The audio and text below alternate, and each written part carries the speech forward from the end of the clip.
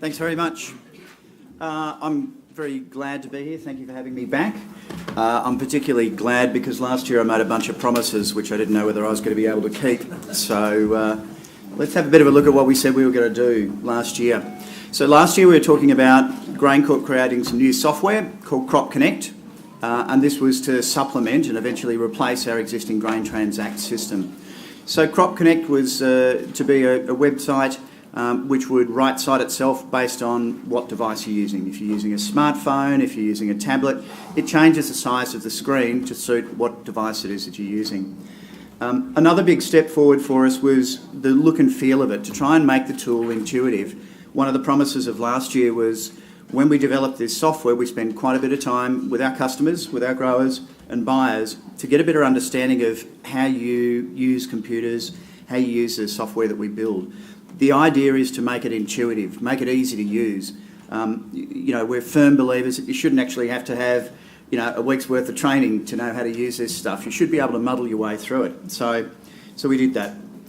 So while the system was going to enable grain growers to sell their grain against a buyer's bid, a buyer's price, if you like, it also evened up the scales a bit. It allowed you to set your own target price, to set an offer in the market so that you could actually have your price exposed and people could sell against that. As part of that, we enabled functionality to automatically match between buyers' bids and your offers. So that matching would happen within a curfew period of time, Monday to Friday, 10 a.m. till 6. The idea was to try and protect you from any jumps in the market overnight. So if the Chicago Board of Trade jumped by $20, we didn't want your price to be exposed. That said, you could sell 24/7. So anytime you saw a bid that you liked, you can sell against that. And it was free, which is usually a hit. So let's have a bit of a look at how things panned out.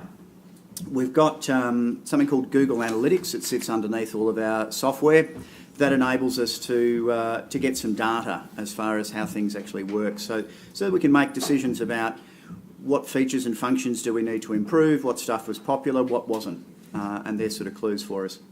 So over the last 11 months, we launched it on the 28th of August last year. A bit of a nervous day, I've got to admit. We doubled down and did a major release of some other software at the same time. We had a team of probably 70 people that were working on these combined projects, so there's a lot of people banging away on keyboards. Subsequently, we've sold over 1.5 million tonnes of grain through the CropConnect marketplace that we created, which was great. Interestingly, half of those transactions actually occurred post-harvest. So previously with Grain Transact, a lot of the grain was actually sold during the harvest period. This enabled you to do stuff post-harvest as well. So there were about 62,000 individual user devices that we used. So we could tell that people will use a combination of a smartphone, tablet, maybe a PC, that sort of stuff. And there were 62,000 individual user devices, if you like, across 290,000 sessions and 1.1 million page views. So what that tells us is when you actually went in to go and use the site, you'd noodle around for about 3 or 4 pages and then you'd get out again. The average time on there was 3 minutes. So as far as against the objective to try and actually make stuff easy to use, that was a bit of a tick. We know that you've got busy lives, you've got other stuff to get on with, so get in, do what you need to do and get out. So while we designed the CropConnect website to be responsive, so it respond to the size of the screen that you're using, smartphone, tablet, PC, the vast majority, 77% of growers were still using PCs to do this stuff. So we went and explored that a little bit further later on, but a really important piece of feedback for us that, there's some very thoughtful time in the office that goes through when actually making these decisions. And 51% of the transactions were done by New South Wales growers, so 10 points. And we calculated that saved, because of the fact that it's free, it's part of the service with delivering your grain into GrainCorp, it saved growers about $3 to $5 million in fees that they otherwise would have paid to sell that grain. So stats are great, but people are more than stats, right? So we actually had to spend some time. I sent some of my crew out to go and spend time with various growers and buyers to get a better understanding beyond the stats, okay? So I've got 4 sort of anecdotal stories here around how that sort of played out. So there was one particular grower, she was going on holidays. the market price wasn't where she wanted it to be, so she put an offer out there at $35 above that. Went on holidays, came back, bang, it had sold. So the advantage of actually being able to place your offer, get your target price out there, sort of came through in that story there. There's flexibility to pick the buyers that you want based on payment terms as to what's important, obviously pricing and counterparty risks. So you can pick your preferred buyers, who it is that you actually want to deal with. The system was easy to use. We've got a feedback mechanism in there. There was, while overwhelming sort of feedback that we got from a qualitative perspective was really quite positive, a couple of people, when they're cross, generally like to use the website to let us know about that. That's good feedback as well. We're continuously improving the way that we try and develop this stuff. So a key for the way that we develop it is get it out into the market quick, get some data, get some feedback, iterate, improve it, repeat. Right? So the products actually evolve over time. There was a grower up north too who decided to do an experiment. They got their grain in at about 3,000 tonne. 1,500 tonnes went into the GrainCorp silo, 1,500 tonnes went to a competitor. At the wash-up of harvest, they were about $2 to $3 in front through delivering through the GrainCorp and using the CropConnect system, which was great. So I can talk a little bit around how it is that we work. I won't do too much of it, but again, putting the customer central to what it is that you're building is crucial.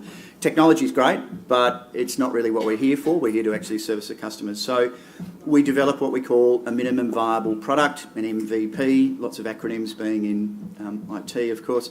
So MVP, figure out what's the core features that you've got to deliver, go out there, deliver that, get some data, get some feedback, repeat, iterate.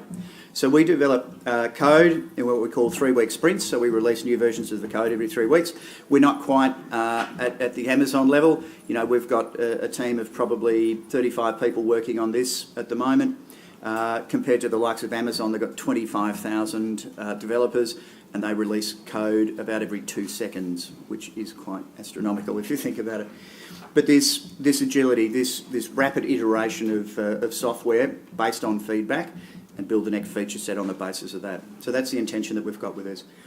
I won't go through the rest of the IT bingo. I think you get the picture. All right, so what's next? For the 2017-18 harvest, we're going to make some more promises about what we're going to do. I've got 5 streams of work up and running at the moment on this particular project. It's one of probably 12 that we're running, but this is sort of a key part of our focus. So we're going to build a new version of the GrainCorp app. So the GrainCorp app has been really popular since we released it 5 years ago. It gets over 1 million hits every year in itself. But we're going to integrate it so that you can do all the features and functions that you get through CropConnect, you can access via your phone. Okay. But the existing features and functions that you like in the app will be available in CropConnect. So the ability to do price searches, figure out what's the right price or what's the current price, cash price at silos for grades, you'll still be able to do that stuff. We're doing some engineering to sort of try and make the thing a bit faster and easier to use based on the feedback that we've got. And we're going to develop something called counterbid functionality, and I'll talk about that in just a sec. Beyond that, we've got a roadmap of a bunch of other features and functions, things like being able to access GrainCorp marketing RCTIs, so that you can go in there and do that, access your invoices, pay them online, tailor your communications. If you want to know about particular things, you can set your preferences and we'll let you know about those. So there's more that's coming. So the app itself, you can see some screens there that we're not actually doing. The one on the left, we're not doing black and white. It's just an early sketch, I guess, if you like, of what it is that we do. So we've had, as I said before, we've had people out in the field. We go and develop these things, and then we get feedback. We watch how people use it. We look at where people click, then we ask them why, what was going through their minds. This intuitive software is not something that happens easily. You've got to spend a lot of effort in actually trying to understand how people think and how they build mental models around using software. So that's an example there. So what are we trying to do with the app? We're trying to create the proverbial one-stop shop, right? We know that you don't want to go to multiple places. You'd like to go to the one place in order to interact with us. So that's important. You can sell your grain in the app using CropConnect. You can put your offers up. You can sell against bids. Your price searches, as with the old app, you could actually put those in there as well. And you can get push notifications. So the push notifications are, when an app buzzes in your pocket and tells you something that you want to know has happened. For example, if somebody's actually sold grain against your offer, you might want to know that. Or weather alerts at the silo. They might be something else that's important to you at harvest time. You can turn those things on and off, so there's tailored communications around that sort of stuff. And it'll work seamlessly with a counter bid functionality. I'll talk about that in a sec. The objective that we're sweating on at the moment is to get this thing developed for October this year. So this is running in about 3 to 4 months is the development cycle for this, from ideation through to a piece of software working in the field. So the counter bid functionality, as I said before, as growers you can place an offer up in the market and there can be a bid that's there from the buyers, and there can be a gap between those things, those two prices. That's fine, you can sit on your offer and wait for see if that hits or not, or sell against a buyer's bid if you want. However, what happens within the contract market, as we know, that there's to and fro going on with brokers trying to actually negotiate a price. So what the counter bid functionality enables you to do is a buyer can say, look, I know your price is sitting at $250, how about $248? Okay, so that interplay can actually occur. The reason that we built this and released this at the same time as the app is that this stuff only lasts for, these counter offers might only last for 1 to 24 hours, okay? So to keep that liquidity in the market. So you need an app to be able to buzz in your pocket and tell you, hey, something's happened, you might want to respond to this. You don't have to, and you can turn off those notifications if you're not up for that. Non-preferred buyers can get in there and let you know that they've got a price, just so that you can make sure that your settings are right. If you don't want to deal with somebody, that's fine. But if they've got a price that you like, you might actually want to have a go at it. The whole objective of this is really to give you greater control to get the price that you want, right? So with the first iteration, that first MVP that we did of CropConnect, we wanted to even it up so that rather than just being buyers' bids out there were grower offers out there. Now we're creating this functionality to get a bit of interplay going on. So that's the next iteration that we're working on for the coming harvest as well. So this one's looking to release in November so that we can be all ready for that post-harvest market. So that's the objective there. So what are the key takeaways? So one is we're looking to develop this stuff so you've got a one-stop shop. Rather than having CropConnect and the app and Grain Transact, the whole lot comes together into one place to go to. If you haven't already, go to cropconnect.com.au, create an account. And for those that have got the app, just remember to update it in October when the new version comes out. If you haven't got it, just download it.